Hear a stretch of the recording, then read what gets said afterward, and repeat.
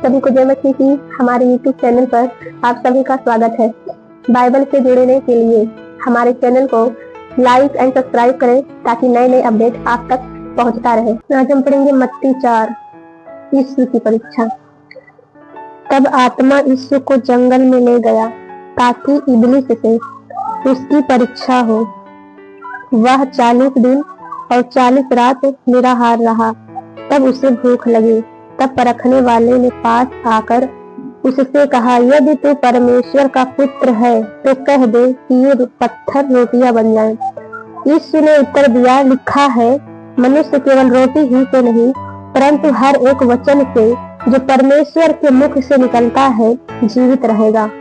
तब इब्लीस उसे पवित्र नगर में ले गया और मंदिर के कंगूरे पर खड़ा किया और उससे कहा, यदि तू परमेश्वर का पुत्र है तो अपने आप को नीचे गिरा दे, क्योंकि लिखा है, वह तेरे विषय में अपने स्वर्गदूतों को आज्ञा देगा और वे तुझे हाथों हाथ उठा लेंगे, कहीं ऐसा न हो कि तेरे पाँव में पत्थर से ठेस लगे। यीशु ने उससे कहा, यह भी लिखा है, तू प्रभु अपने परमेश्वर की परीक्षा न कर। फिर इब्लीस उसे एक बहुत ऊंचे पहाड़ पर ले गया और सारे जगत के राज्य और उसका वैभव दिखाकर उससे कहा, यदि तो गिरकर मुझे प्रणाम करे तो मैं यह सब कुछ तुझे दे दूंगा। तब यीशु ने उससे कहा, है शैतान दूर हो जा, क्योंकि लिखा है, तू प्रभु अपने परमेश्वर को प्रणाम कर और केवल उसी की उपासना कर।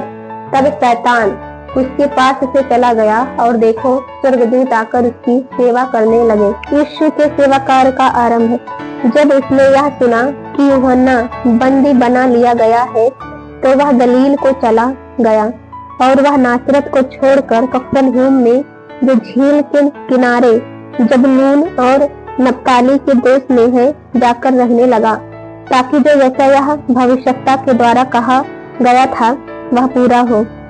जबूलून और नप्ताली के देश, झील के मार्ग से यरदन के पार, अन्य जातियों का गलील।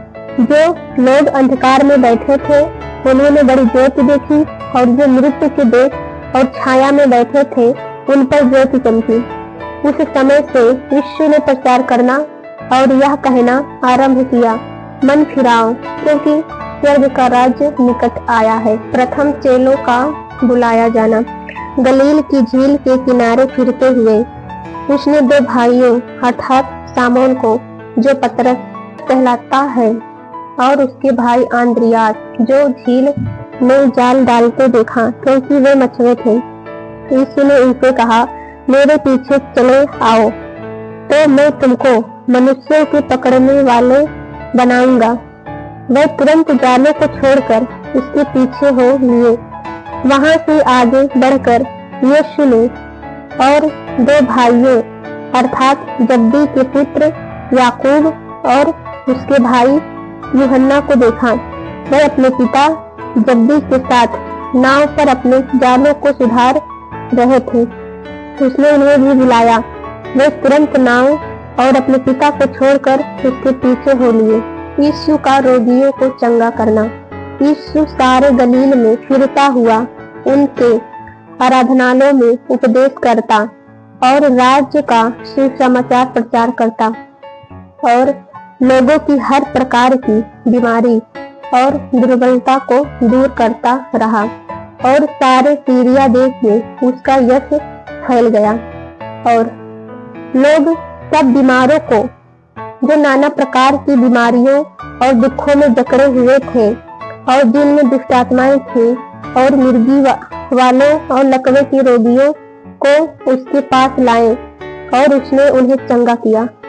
गलील और दिकापुलिस, यरूशलेम, यहूदिया और यरदन नदी के पार से भीड़ की भीड़ उसके पीछे हो ली। आमीन।